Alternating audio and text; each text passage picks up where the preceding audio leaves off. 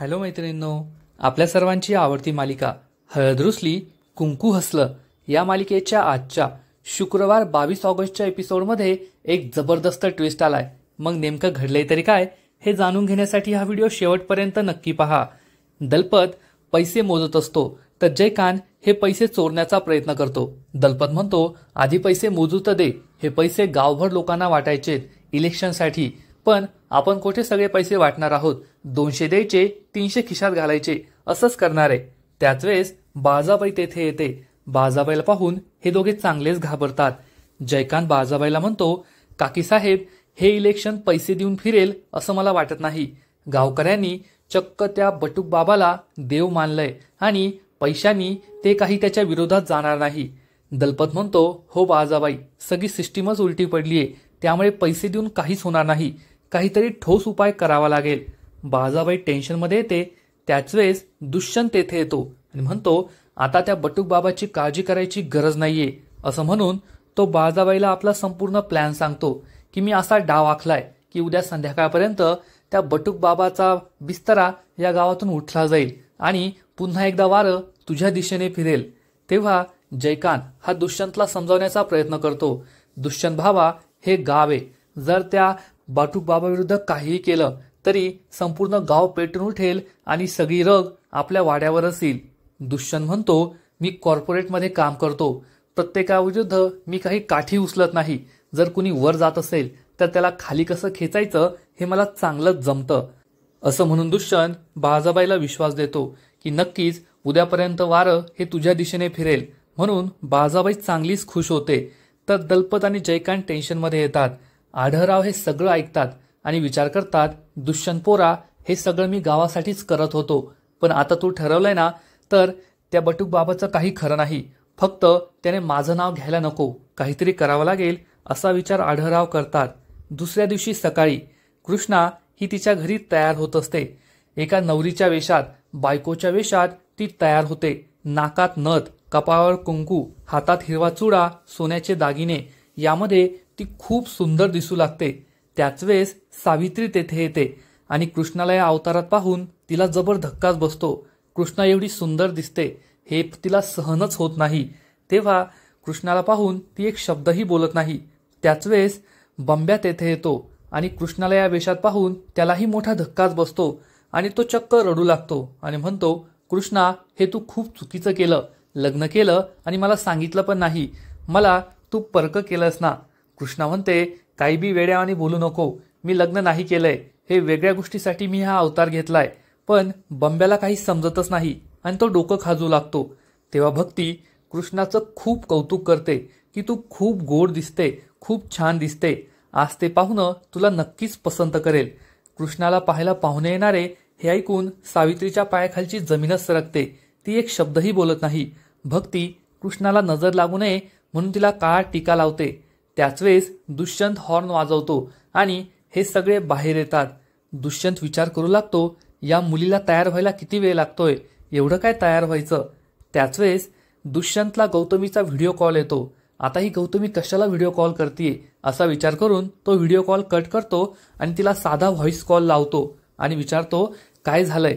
तर गौतमी म्हणते, मला तुला पाहायचंय, व्हिडिओ कॉल का कट केला।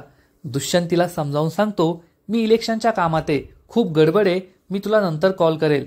परंतु गौतमी काही ऐकत नाही। 2 मिनिटांनी काय फरक पडेल असं ती म्हणते।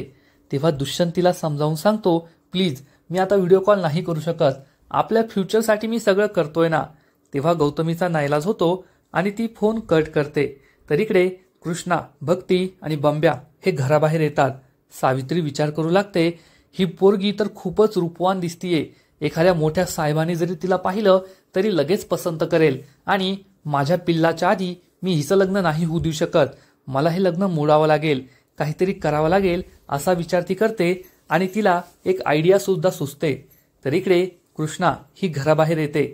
दुष्यंत तिच्याकडे पाहतो आणि एकटक पाहतच राहतो। कृष्णा किती सुंदर दिसते यावर त्याचा विश्वासच बसत नाही। कृष्णा दुष्यंत समोर येते। दुष्यंत तिला डोळे भरून पाहत राहतो। कृष्णावरून त्याची नजरच हटत नाही। तेव्हा कृष्णा आणि सगळेजण त्याच्याकडेच एकटक पाहू लागतात। भक्ती आणि बंब्या सुद्धा तेथे येतात आणि दुष्यंत हा कृष्णाकडे एकटक पाहतोय हे त्यांच्याही लक्षात येतं. कृष्णा ही दुष्यंत समोर हात हलवते तेव्हा कुठे दुष्यंत हा भानावर येतो. कृष्णा त्याला विचारते, सगळं नीट जमलंय ना, मी छान दिसतंय ना? दुष्यंत हो म्हणतो. कृष्णा त्याला म्हणते, तुम्ही सुद्धा खूप छान दिसताय, एकदम सावकारी बाबूसारखे. तर बंब्या म्हणतो, दिसणारच ना, त्यांच्या कुटुंबात तीच प्रथा आहे. हे ऐकून दुष्यंत बंब्यावर खूप चिडतो. दुष्यंत हा कृष्णाला गाडीत बसायला सांगतो. गाडीत बसताना सुद्धा त्याची कृष्णावरची नजरच हटत नाही. दोघे गाडीमध्ये बसतात तेव्हा दुष्यंत हा कृष्णाकडे एकटक पाहतच राहतो. बंब्या म्हणतो, दुष्यंत सरकार, तुम्ही सुद्धा तिच्याकडे एकटक पाहताय ना, किती गोड दिसते ती, तिच्याहून नजरच हटत नाहीये. दुष्यंत बंब्याकडे रागारागाने पाहतो. तर भक्ती विचार करते, कृष्णा, मला तर खूप बरं वाटतंय, तू खूप गोड दिसते. तुमच्या दोघांचा जोडा अगदी लक्ष्मीनारायण सारखा दिसतोय. खरंच तुमच्या दोघांचं लग्न झालं तर किती बरं होईल ना, असा विचार ती करत असते. त्यानंतर हे दोघेही तेथून निघून जातात. बंब्या भक्तीला विचारतो, हे सगळे हे काय करताय?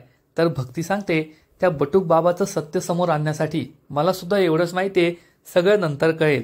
थोड्या वेळानंतर दुष्यंत आणि कृष्णा हे दोघेही बटूक बाबाच्या जवळ पोहोचतात. कृष्णा विचारते, बुंगाट पाहुणं, आपलं काम होईल ना? तर दुष्यंत तिला समजावून सांगतो, मी सांगितलंय तसं सगळं कर, आपलं सगळं काम होईल. गावाच्या भल्यासाठीच आपण करतोय, तू काळजी करू नको. हे दोघेही बटूक बाबाच्या दरबारात येतात. बटूक बाबा आपली हातचलाखी दाखवत असतो, हवेतून उदी काढून दाखवत असतो. त्याच वेळेस तो दुष्यंत आणि कृष्णाला पाहतो आणि कृष्णाच्या अंगावरचं सोनं पाहून त्याचे डोळेच फिरतात आणि तो विचार करतो, इलेक्शन नंतर हे गाव सोडून जायचंय आणि एवढं सोन्याने मढलेलं जोडपं आपल्याकडे आलंय. जर यांना लुटलं ना तर आयुष्यभर आराम करता येईल, कोणतंही काम करण्याची गरज राहणार नाही. असं म्हणून तो या दोघांना म्हणतो, तेथेच थांबा. कृष्णा आणि दुष्यंत चांगलेच घाबरतात. कृष्णा म्हणते, याने आपल्याला ओळखले की काय? आपण त्याचा पर्दाफाश करायला आलोय आणि त्याने आपलंच पितळ उघडं पाडलं. दुष्यंत कृष्णाला गप्प बसायला सांगतो. बटूक बाबा म्हणतो, पैसा, सोनं नाणं, जमीन जुमला सगळे तुमच्याकडे, फक्त एकाच गोष्टीची कमी आहे ना? दुष्यंत आणि कृष्णा पुढे येतात. दुष्यंत म्हणतो, हो बाबा, एकदम बरोबर ओळखलं, आमच्याकडे सगळे, फक्त एकाच गोष्टीची कमी आहे. लग्नाला 5 वर्ष झालीत परंतु अजून मूलबाळ नाहीये. कृष्णा म्हणते, हो बाबा, माझी कूस उजवा, मला मूलबाळ होऊ द्या, काहीतरी चमत्कार करा. दुष्यंत म्हणतो, हवेतून हात फिरवा आणि आम्हाला अंगारा द्या. बटूक बाबा हो म्हणतो आणि हातात हात फिरवून तो अंगारा काढणार. इतक्यात दुष्यंत त्याचा हात पकडतो. बटूक बाबा घाबरून म्हणतो, पोरा हे काय करतोय, माझा हात सोड. सगळे गावकरी सुद्धा खूप चिडतात, परंतु दुष्यंत बटूक बाबाचा हात सोडत नाही आणि त्याचा हात उलटा करतो. उदी खाली पडते. कृष्णा ही उदी पकडते आणि सगळ्या गावकऱ्यांसमोर जसं बटूक बाबा हवेतून हात फिरवून उदी काढतो तसं करून दाखवते. कृष्णा पदर बाजूला करते. दुष्यंत डोक्यावरचा फेटा बाजूला करतो. कृष्णा आणि दुष्यंतला पाहून सगळ्यांनाच आश्चर्य वाटतं. कृष्णा म्हणते, हा भोंदू बाबा आहे, तुमच्या सगळ्यांच्या श्रद्धेचा फायदा घेतोय, तुम्हाला सगळ्यांना वेड्यात काढतोय. त्यामुळे संपूर्ण गावकऱ्यांना मोठा धक्काच बसतो. पुढील एपिसोडमध्ये आपण पाहू की बटूक बाबा हा गावातून पळून जाण्याचा प्रयत्न करेल, परंतु कृष्णा आणि दुष्यंत त्याला पकडतील. त्यानंतर दुष्यंत बटूक बाबाच्या थोबाडीत मारेल आणि त्याचं सत्य गावासमोर आणून त्याला विचारेल, हे सगळं तू एकट्याने नाही केलंय, सांग तुला गावात कुणी आणलं? मग आता बटूक बाबा आढळरावांचं नाव घेईल का, हे तर पुढील एपिसोडमध्ये कळेलच.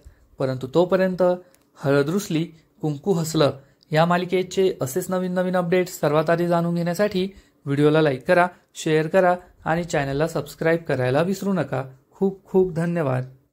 हॅलो मैत्रिणींनो, आपल्या सर्वांची आवडती मालिका